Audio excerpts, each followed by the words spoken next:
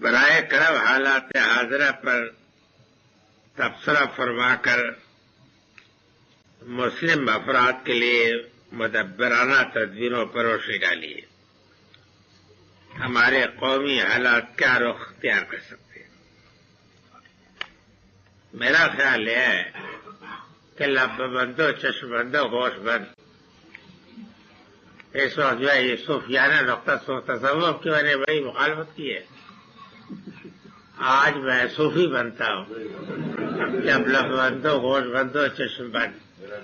یہ نہیں معلوم کہ کون سی حرکت کس آرڈیننس کے تحت آ جائے گی، یہ معلوم نہیں. بس میں متعین نہیں کر سکا، اس لیے میں اتنا شوق سیاست کا نہیں ہے.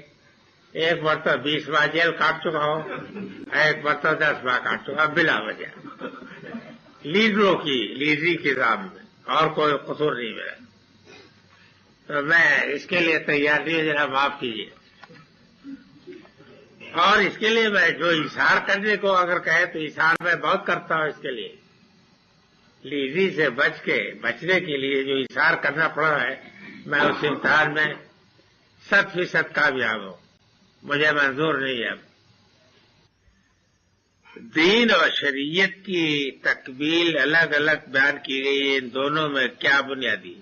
دین جامع ہے، اس میں صرف احکام و قوانین ہی نہیں ہے بلکہ دین میں سب کچھ ہے. عقائد بھی ہے، اخلاقیات بھی ہے، اور بھی سارے پہلو زندگی کا سارا نظام ہے. شریعت جو ہے وہ قانون جس کو کہتے ہیں، حدود قانون جو ہوتے ہیں بہت ہی. تو یہاں یہ بیان کیا کہ دین بھی کامل ہوا ہے اور شریعت بھی، دونوں کامل کر دی گئی. شریعت بھی اس میں چونکہ شریعت کا خاص طریقے پر بیان اس لیے کیا گیا ہے کہ احکام و قوانین کا باب ہے نہیں ہے. اس میں معاہدہ لیا جا رہا، ہاتھ لیا جا رہا، سمجھ گا؟ تو اس لیے اس کو بیان کیا ہے خاص طریقے پر. انقسام بالازلام لگتا ہے قرآن پانسے وغیرہ کے تقدس کو تسلیم نہیں کرتا، بلکہ اس سے تو یہ معلوم ہوتا ہے کہ پاسے وغیرہ میں اسی قسم کی جاہلی حماقتوں میں ہے کہ جیسے استقلام، پاسے کے تیر، جوئے کے تیر، اور یہ جتنے بھی تیر ہیں یعنی جس میں یہ ہے کہ وہ چانس کے ذریعے سے کسی آدمیوں کی قسمت کا فیصلہ ہوتا ہے.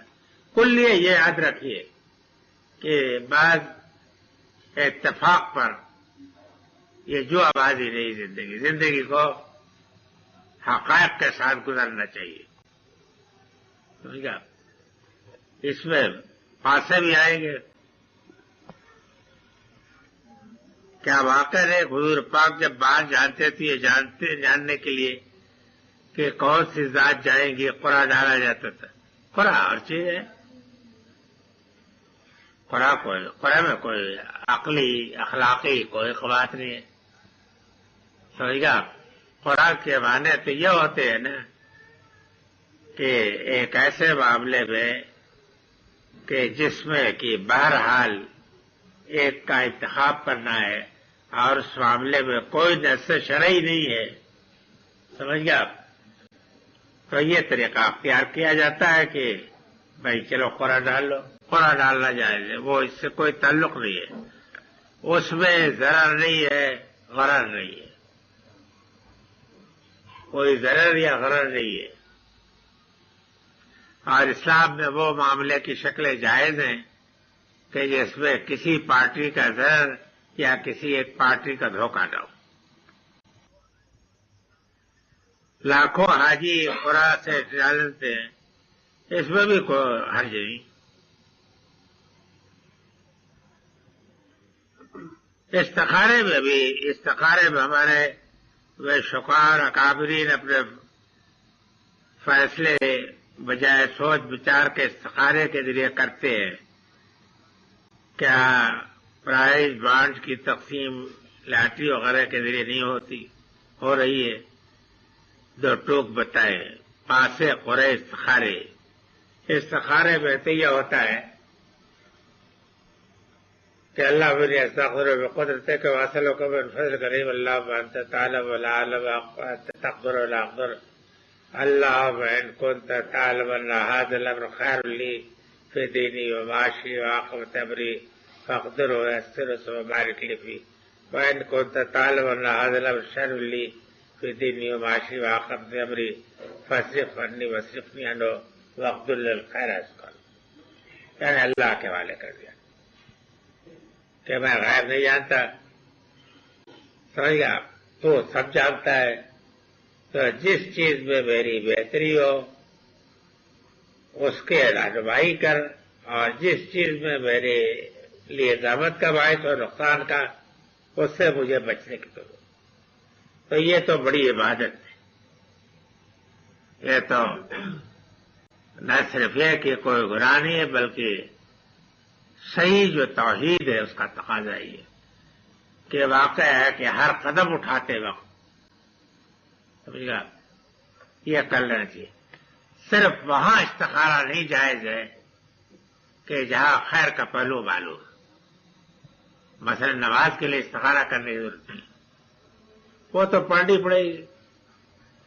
سمجھ گیا؟ باقی رہے گا کہ جہاں خیر کا پہلو معین نہیں ہے وہاں آپ استخارہ کریں چاہے معاملہ چھوٹا چھوٹا ہو. باقی رہ گیا کہ پرائز بانڈ وغیرہ ہے وہ تو لاٹری ہے. لاٹری وہ بالکل ناجائز ہے.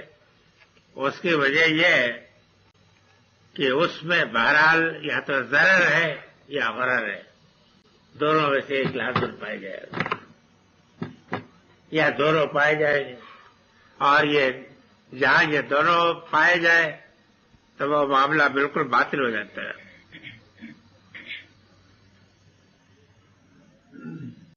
نظریہ استرار کا جو تعلق نظریہ ضرورت کے ساتھ ہے اس کی وضاحت فرمائے. آج کے لیے بحث عام ہے کہ نظریہ ضرورت کے تحت دین کے احکام بدل جاتے ہیں. اس سلسلے میں کسی امام کا نام لیا جاتا ہے. یہ بھی ہے کہ بعض حالات میں جھوٹ کے وجوب کا فتویٰ دیا گیا ہے. تفہیم القرآن کہ ہماری شریعت اس سلسلے میں واضح ہے گو مگو. اس معاملے میں میرا خیال ہے کہ بہت کافی لکھ چکا ہوں. اللہ تعالیٰ معاف کرے. مولانا مودودی کو ایک غلط فہمی ہو گئی تھی اور انہوں نے اسی کو بڑھا کر کے بات کا بتنگڑ بنا دیا تھا کہ وہ یہ کہتے تھے کہ جب استرار کے تحت یہ چیز جائز ہے تو امیر جماعت کو یہ اختیار ہو سکتا ہے کہ وہ پریکٹیکل وزڈم اور حکمت عملی کے تحت کسی شریعت کی تمام حرمتیں ابدی نہیں ہے وہ کر سکتا ہے. لیکن جب اس پر میں نے واضح کیا ان کو تو میرا خیال یہ ہے کہ پھر انہوں نے کبھی اس کو نہیں لکھا. میرا علم نہیں ہے. اس سے میں نے یہ سمجھا کہ ایک بات وہ لکھ گئے اور اس کے نتائج پر ان کو جب توجہ دلائی گئی تب وہ اس کو سمجھ بھی گئے اور علاوت یہ تھی کہ اس کے بعد انہوں نے اس کا نام لیا. باقی رہ گیا کہ دونوں میں آسمان زمین کا فرق ہے. جب قرآن مجید نے یہ کہہ دیا ہے کہ فی مخفت غیر متعال فی الحزب تو اس کے معنی یہ ہے کہ استرار کا مفہوم اور ضرورت کے مفہوم میں آسمان زمین کا فرق ہے. ضرورت جو ہے وہ تو بہت سی ہو سکتی ہے.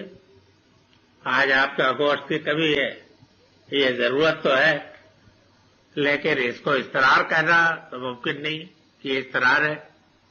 اس کی وجہ سے قوم مر تو نہیں جائے گی, فنا تو نہیں ہو جائے گی. تو استرار کو ضرورت کے معنی میں لینا یہ اس کے معنی ہے کہ آپ گھسیٹ کر کے ساری شریعت کو خطرے میں ڈال دینا چاہتے ہیں۔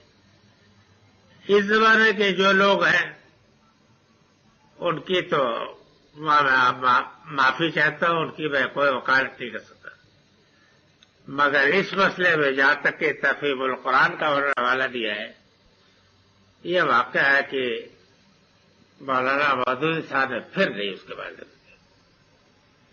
جب نہیں ذکر کیا تو اس کے معنی ہے کہ ان کی بات سمجھ میں آ گئی تھی۔ اب رہ گیا ہے کہ غلطی تو ہو جاتی ہے اس حد سے۔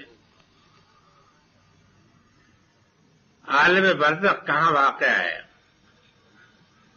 کیا مردے اپنی قبروں میں سے اٹھائے جائیں گے جو چل کر